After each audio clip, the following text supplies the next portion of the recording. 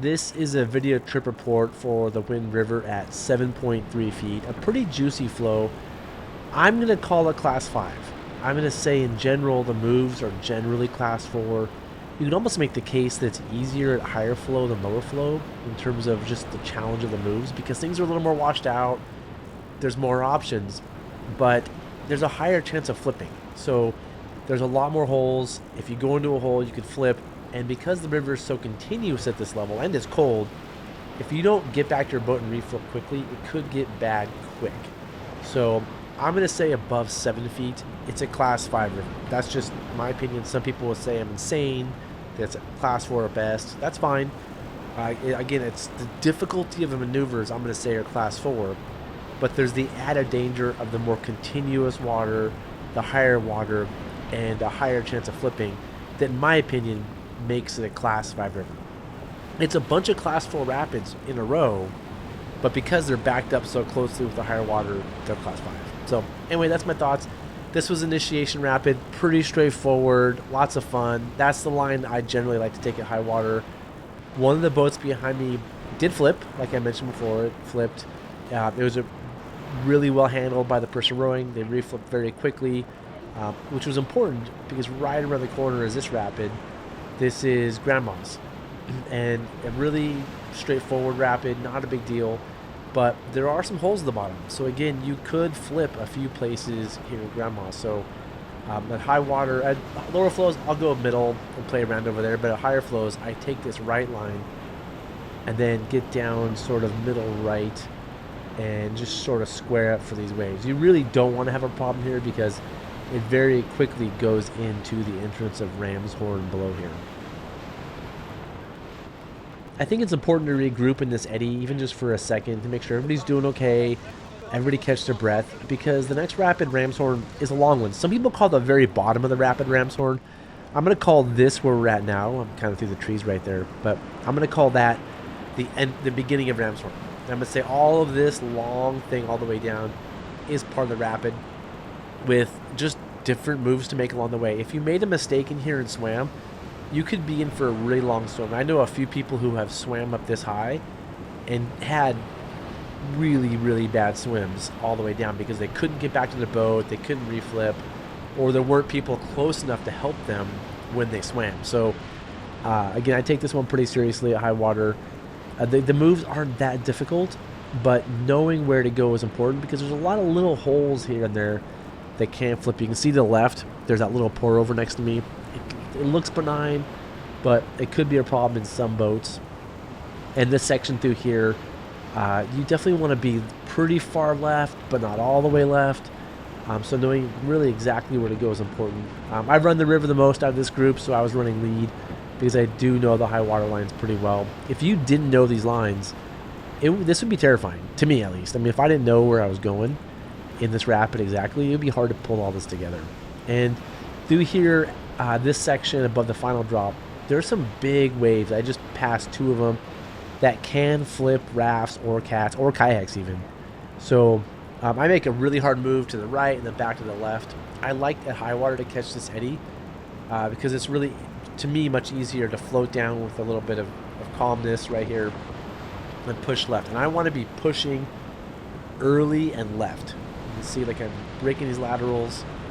You can do this on a downstream ferry too, and to me get as left as I can. In part because left is cleaner, but also I want to catch this eddy. If somebody flips, I want to be able to like pull out quickly. I don't want to be way ahead of them, so I'm setting safety there. This is the rapid after Ram's Horn. I'm not sure if I have a name for this. It's just like the rapid after Ram's Horn. Pretty straightforward, these flows. And this eddy is a great place to regroup. This is a very classic regroup eddy. Everybody kind of like, you're about halfway done, you're through. It's probably the hardest rapids, although there's some tricky stuff coming up. And below here we go to balls to the wall left, which is where I've probably seen the most flips. I've seen the most swims probably in Initiation of Ram's Horn. Of people just falling out or making mistakes. But in balls to the wall right is next. I said balls to the wall left.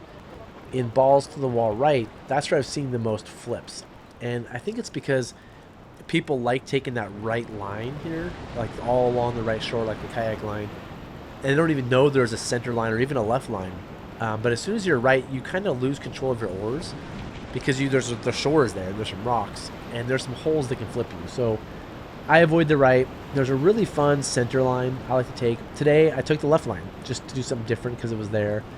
And to take the left line, you enter center. You can see I'm kind of slowing down, taking the center line. And then I'm just going to pull my way over to the left. There's a nice little channel over here. It's a little tricky to get into. You can see the center line right in front of me. This left line, I hit a rock there, but make it through.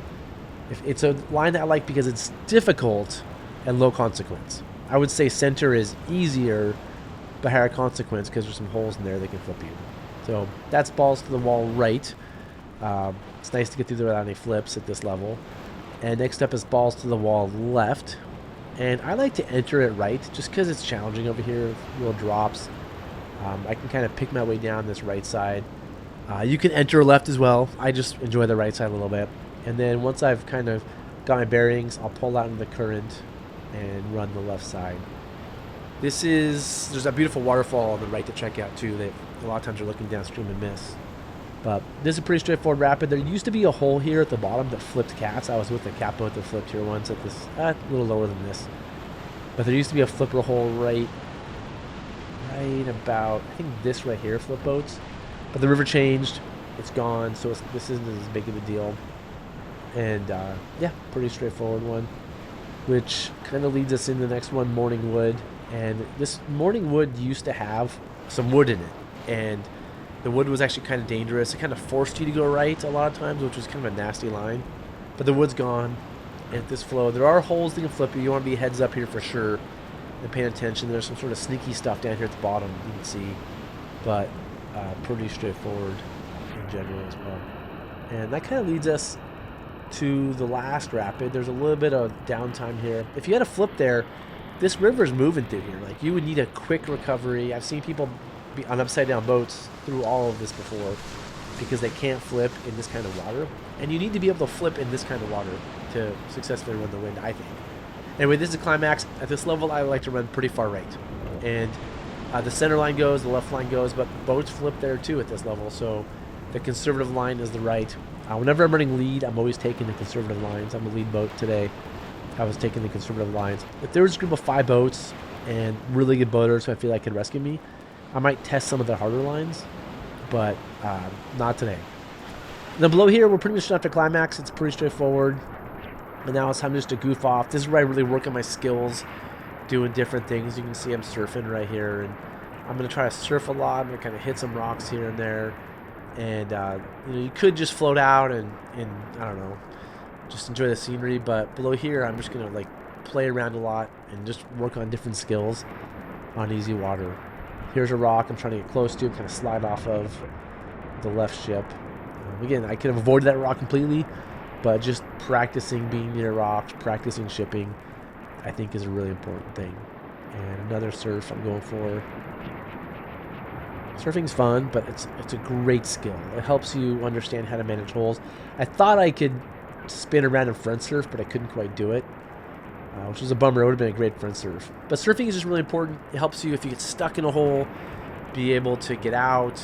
Also, it lets you know which holes you can and can't go through. You start learning the features of a hole that will hold you, and so you can make better decisions about holes. I think surfing is a really important skill to work on as you get better. Another little surf wave I found right there. Looks short. But overall, a beautiful run. Again, the wind is a great run. Nice little surf there by Sam. This is a great run to practice on, to get better at.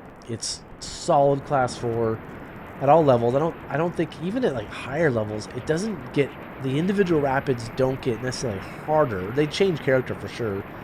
Here's another fun little surf. It's just the continuous nature makes it dangerous. And also, people get winded. If you don't have your physical fitness, because it's rapid after rapid after rapid, people get winded. And, we try to eddy out, but we can't always eddy out so people can catch their breath. So, you need physical fitness. You need to be able to swim. You can see I'm wearing my high float NRS PFD today. If I swim, I want to float. So I'm wearing, sorry, it's not even, I shouldn't call it a high float. This is a medium float. A high float, I would say, is above 25 pounds of flotation. This thing has like 22, 23.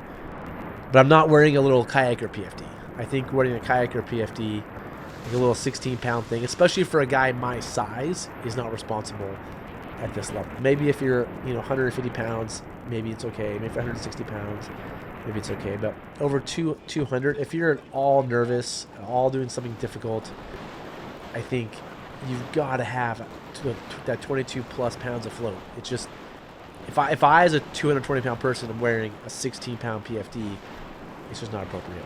But anyway, enough about that. It's a beautiful day out there.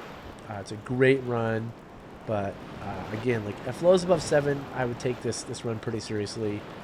And more, at lower flows, I feel like, because I do it so much, it's a play run. It's where I practice my skills. But today, because of the high flows, I was definitely challenged and being very, very conservative. This last rapid is one of my favorites. This is I call the playground, and it's not really that hard. It's like class 3 plus maybe, but all kinds of little features to play off of, places to surf and like rocks to move around.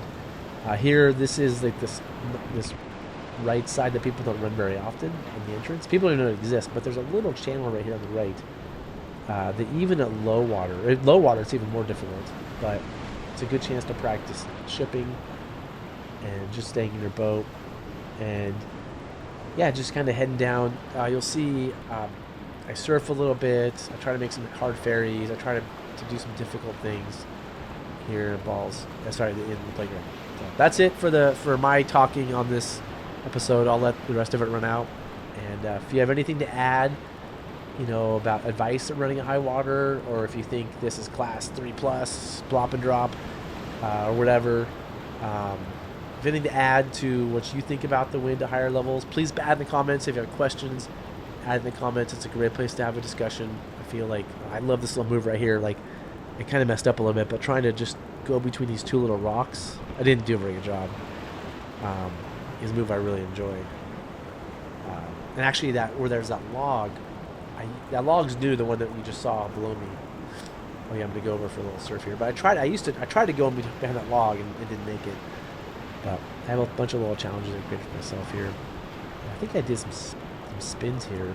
But anyway, if you have comments, thoughts, questions, want to add to the discussion, add to the thoughts, please put that in the comments. I really appreciate the comments, and I think there's so much gold, and that's where I learn and get better through this discussion. So I really appreciate any thoughts you have at high water boating.